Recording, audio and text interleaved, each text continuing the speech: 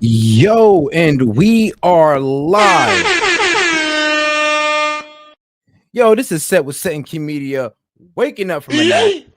My bad, guys. My bad. Drifted off on that one. But I'm still here with y'all to honestly talk about, let's talk about the options the Democratic Party has for 2028.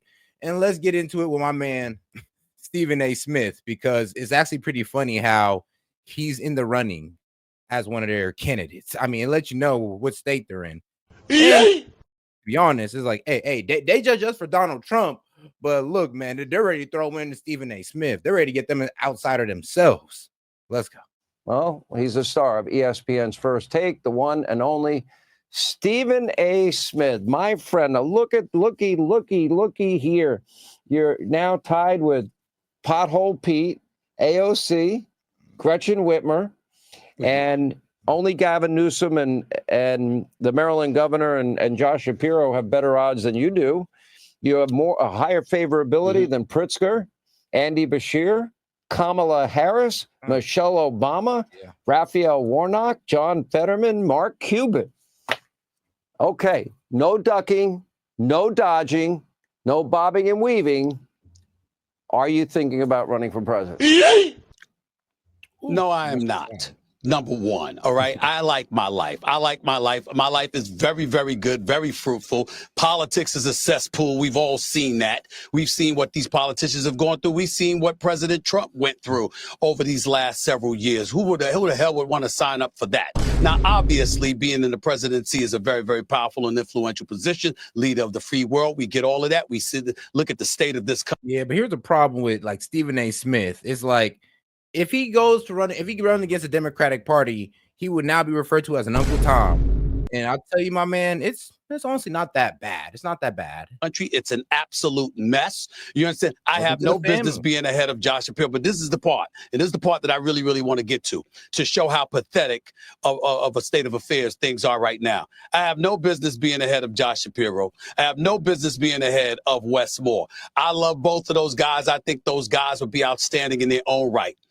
I don't think that there's anybody else out on that list and beyond that has any legitimate case to make for themselves at this particular moment in time for the Democratic Party. I think any voice that has been national has been diluted because of the Trump romp. And I don't want to hear about a 1.5% victory in the election. Oh, and then we are doing a call in. I'm going to go ahead and put the link in the post. I got y'all. The man won every swing state. He won about 50 counties, okay? He went up in the black vote, went up in the Latino vote, went up with young voters, okay? There's nothing to say. He won the popular vote. He won the electoral college vote. I don't want to hear anything from the national voices, okay? All the national voices that was out there, and I'm including Gavin Newsom, the governor of California, in that mix, because he showed up on your show on this channel and debated Ron DeSantis. So he tried to be a national voice. No, I don't put any of them up there right now. And my last comment would be this. I think the fact that I am a candidate for the presidency of the United States of America, according to the polling for the Democratic Party, is the most clear-cut evidence of how pathetic of a state of affairs that exists within the Democratic Party today. I have no business being on that list whatsoever. I am not qualified, but it just shows how pathetic things are at this particular moment in time. I got to go deeper in the paint. I'll use the sports analogy with you. Sure. Okay. If asked, if drafted, if begged, the answer under all circumstances is a firm no, you're not doing it. Yes or no? At this moment in time, because I want my pockets to get significantly deeper. No. I'm answering the question. Right now, the answer would be no. 3 years from now, if my pockets are significantly deeper and the country is in a dire state of you sound like a politician. 3 years from now, if the country is in a dire state of affairs. That's a political answer. I'm not. That's a politician's answer. Listen. I spent the first half hour of this show watching you and all your guests just fawning over the president. Could you let me get in a word here? I'm telling you, 3 years from now, as my pockets are deeper and I'm even more successful and my lifestyle is comfortable enough for me. So the door is open. People call, the door is open. I would have to. Oh, wow. So it sounds like Stephen A. Smith is kind of on the Trump train. So, damn, where was all the fear mongering? Where was all he's going to destroy the economy? Tariffs is a bad idea. Now, even he's going like, you know what? I ain't going to lie. He said, hey, man, 3 years, my pocket's big and all that. I got that bread from those tax cuts. Hey, I might throw my hat in there. Consider it. I would have to I'd consider have to it. consider it. So Campaign. the I answer would have to is consider you are leaving that. You swung it wide open, as wide as you can. You just kicked it open, No, knocked it that's down on not the same true. at this. Yes, it is true. Well, 3 years from now, my pocket's Listen, I have more money in my campaigning pocket. is a Well, I nightmare. might be open to it. Campaigning is a nightmare, hugging, kissing babies, shaking hands with everybody, currying favor with politicians, donors. Hang on. I don't Let want me that cry. stuff. Now, if you I'm told me so I could get on sorry. a presidential debate, I could get on a stage for a presidential debate, I would love it. I would absolutely positively love it too. And I do believe I would love that to I would debate have you. I do believe that I would have. So- Well, listen, the fact of the matter is most people in the Republican Party even can't debate you. So don't get me started with everybody else. There's no shame in that. I'm just telling you, All right. going up against them, I'd give them a. You know what? Hannity is a bit snarky when it comes to his debating skills, or when he just comes across with his points in general. Like the man be right, but bro, goddamn, it reminds me of somebody that I know. Run for their money. All right. I admire our friendship, et cetera, et cetera. Look, I asked this of Don Jr. This is a serious question, too. I mean, you just heard the Nazi fascist, Tim Walz. Oh, but I didn't mean Donald Trump. He's full of crap. I throw the challenge flag. I don't believe him. And that's part of his problem, too. They lie, lie, lie. I'm sick of liars. But here's the thing. Nazi, fascist, racist. And then they become the party of men, champion the rights of men to play women's sports. They became the party that cares more about the rights of illegals over the safety of Americans. They become the party that is. Hold on, the safety of illegals and the sex changes. You can't forget the sex changes. And shout out to my man James Foley. He says 10-4 Roger Dodger. We got a black man dress, dark blue shirt, looks high, running a podcast, may not be in the possession of Keenan's money. Get his ass. I'm weak as hell. Weak as fuck. Not outraged when the average American does not get paid what we get paid. James, I'm still baffled with how you found out about that one case back in April. Like, I ain't even gonna lie, G. You got me over here wondering, like, for real, bro. Like, chill on me, James. Chill. But appreciate the support, my brother. They get paid what we used to get paid in our lives when we lived paycheck to paycheck. 66 grand a year. I started in broadcasting. I got paid nothing. Then I got paid 19 grand a year. But those people, and they see hundreds of billions of their hard-earned dollars going abroad for Green New Deal, DEI, transgender wokeism. That's the party. That is your party. You should leave them. You should tonight divorce them on my show. I'm done. He says divorce the Democratic Party right now. You know they don't align with you. What are you waiting for? Yo, I ain't gonna lie. Hannity's pushing it on that one. All right, man. Let's get my man up here. Big Wave Dave. What's going on? Yo, set. Hey, what's up, brother? Yo, first of all, fuck Hannity and fuck Stephen A. Smith. Bro, but don't you think it's hilarious that he's even in the running? And don't you think that's funny that they kind of got mad at us for bringing in an outsider? Now they're almost trying to put an outsider out there. I'm sorry, they're trying to put an outsider out there themselves. I don't think they're doing it. I think maybe Stephen A. Smith is trying to do it just to. He's like, oh shit, Trump got in again. I have a shot. You know what I mean?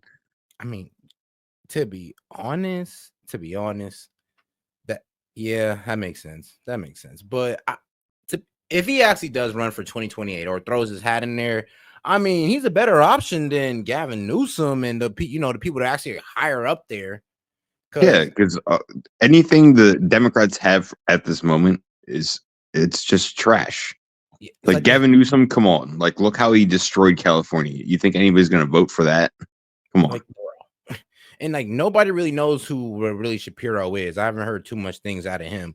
AOC is wild as hell, and Kamala here. I don't even know why they're running Kamala. That is just disrespectful. If they run Kamala again, bro, I'll die laughing. Me too, bro. I'm just like, okay, y'all just want this to be a cakewalk for us. Well, we appreciate it. Yeah, right. Oh, so speaking of which, for 2028, have better odds than you do. You have my bad. So, my ex, I found out, right? So her removal proceeding. There's some corrupt judges They pushed her hearing out 5 years. Yo, whoa. I mean, that's a long ass time to get your stuff together. And it's been years before she got this hearing, and they pushed it out 5 years. And you know why they pushed it out 5 years?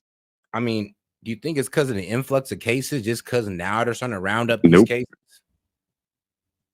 No, they're pushing out that far, so hopefully some Democratic president gets in and nullifies what Trump did like last time. Ooh, yo, the 5 years. Okay, I hear you on that one. They're sort of betting on, yo, if we can't win in 5 years, then it's up for her. She's screwed. Yeah, so they gave her another 5 years here, apparently. At least that's what she says. Okay. Well then, I guess it all comes down to that final. Damn, she's really depending on an election if she's gonna be here or not. That's kind of tough because it's not looking too good for her if that's the case. That's what I'm saying, but it's still fucked up that the judge did that too. Yeah, If that's actually what happened. yeah. If any, do you think that could be like? I mean, I'm not trying to wish ill will on anybody here, but could there be any way that gets sped up? Like you wake up one day and then boom, oh, well, come on, time to go to court. Well, shit, I can call ICE fucking tomorrow. Yo, I'm not that much of a dick though. I want to be, but I'm not gonna be. I'm glad you're not. Could I be too reckless if you hit it with the FBI, open up? Yeah, right. Oh man. I mean, honestly, I could, but I won't. Yeah, you're good. You're a real one, Dave. You're a real one. Because a lot of guys would have low key kind of just threw her under the bus. I mean, real. But hey, so you better than most guys. I give you that one. I give you that. But all right, man. We'll go ahead and keep it pushing on this one. All right, big dog. Hello? So yo, you hear me? All right, yo, Dave, we're gonna go ahead and keep pushing on this one. All right. All right. All right, big dog. And all right, let's keep it going. Party. That is your party. You should leave them. You should tonight divorce them on my. Oh, and shout out my man Foley, because this man here. Oh, and shout out my man Daniel Castro as well. He says, "Why help me, Set? I need my fix, and I appreciate the support, brother." And shout out James Foley says, "Got an FBI friend. They set you up." I mean, James, due to my past life, you know what? I hope you're wrong, but it's happened to me before. So what can I say? What can I say? Things happen. And shout out to James again. He says, "I know everything. Chinese accent, everything. I know everything." My show. You really should have said African dad accent.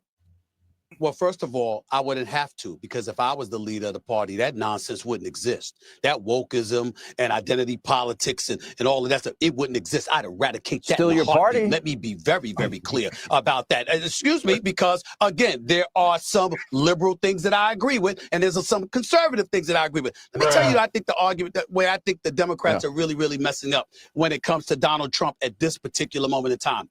Sean, I will openly confess. You know, Elon Musk is he's not born here, and they're making this argument. He's not an elected official. He hasn't been confirmed by the Senate and all this. I get. Hold on. Let me explain something. I get the discomfort. What they're missing is that you messed up things so badly over the last several years.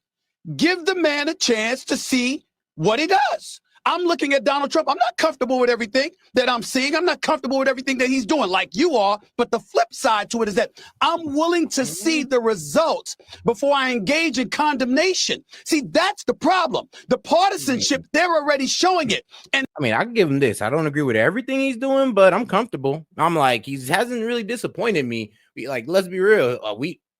I disagree with a couple of choices he made, but it's not nothing that just brings me into stress. Like, oh, this is gonna threaten us and all that good stuff. I'm like, nah. Like, now that they clarify what they're gonna do with the gold card and all that good stuff, I'm like, okay, I can get down with that. And they're echoing exactly what they were doing during the campaign, which means they're not going to resonate, and they're going to ensure that the Republicans probably win the midterms and then get 4 more years come 2028, because the same song and dance with the same argument is not going to cut the mustard. They got to learn to do that. Dial it back. Judge the man on what he's doing right now. See what the results are before you engage in condemnation. They're not doing that. They're sounding like they're still on the campaign, which means they're coming across as tone deaf to voters like myself and various others. That's where they're messing up. This is why I can't do anything but like you. I swear to God, that's what I'm saying. It's like, bro, why are you on that side again, bro? It's like, come on, bro. Just go ahead and join Tulsi and RFK and just come on over, brother. Hey, man. We know who you really are, Stephen A. We know who you really are. I mean, you're just too good at what you do. I'm I'm actually a lovable guy. I'm really lovable. At times, yeah. And I'm glad you're not running. I mean, you know, whenever he gets off his race baiting points, yeah, you know, it's cool. He's great. He got great commentary. And I mean, we're going to get into a little bit of race baiting ourselves tonight. But I'll save that one for later. But let's get into this Tom Homan interview. Fearful that we're coming for you. Whoop. Take it back a little bit. We may finally be getting some clarity on just how severely Joe Biden, or whoever was pulling his strings,